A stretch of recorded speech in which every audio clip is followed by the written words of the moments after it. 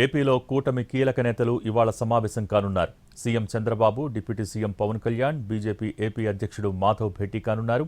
ఈ సమావేశానికి కొంతమంది మంత్రులకు కూడా ఆహ్వానం అందింది. 3 పార్టీల అగ్రనేతలు, మంత్రులు సమావేశమై కీలక అంశాలపై చర్చించనుండటంతో భేటీ ప్రాధాన్యం సంతరించుకుంటోంది. ఆంధ్రప్రదేశ్ అసెంబ్లీ ఎన్నికల్లో టీడీపీ, బీజేపీ, జనసేన కలిసి పోటీ చేసి విజయం సాధించాయి. ఒక్కో పార్టీకి దక్కిన సీట్ల ఆధారంగా మంత్రి పదవులు పంచుకున్నాయి. ఇంతవరకు బాగానే ఉంది, కానీ ప్రభుత్వంపై ప్రతిపక్షాలు చేసే విమర్శలకు టీడీపీ మాత్రమే సమాధానం చెబుతుంది. ఇటు బీజేపీ కానీ, అటు జనసేన కానీ ఆ ఆరోపణలతో తమకు సంబంధం లేదు అన్నట్టుగా వ్యవహరిస్తున్నాయి.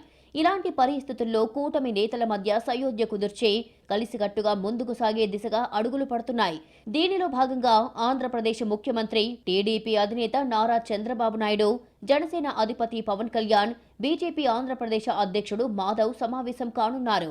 కూటమి నేతల సమావేశంలో ప్రధానంగా రాజ్యసభ ఎన్నికలపై చర్చ జరగనుంది.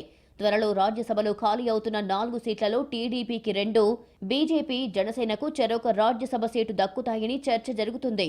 అయితే కూటమి నేతల సమావేశంలో సీట్ల పంపిణీపై స్పష్టత రానుంది. ఇక నామినేటెడ్ పదవుల విషయానికి వస్తే బీజేపీ, జనసేనల్లో కొంత అసంతృప్తి ఉంది. దీంతో ఇకపై 3 పక్షాలకు ఆమోదయోగ్యమైన రీతిలో పదవుల పంపకం జరిగేలా నిర్ణయం తీసుకోనున్నారు. ప్రస్తుతం ఏపీలో తిరుమల శ్రీవారి లడ్డూ ప్రసాదానికి ఉపయోగించే నెయ్యిలో కల్తీ వ్యవహారంపై దుమారం రేగుతుంది. తమకు సిట్ క్లీన్ చిట్ ఇచ్చిందని వైసీపీ చెప్పుకుంటుంటే దానిని టీడీపీ మాత్రమే ఖండిస్తుంది. ఈ వ్యవహారంతో తమకు సంబంధం లేదు అన్నట్టుగా వ్యవహరిస్తున్నాయి జనసేన, బీజేపీ.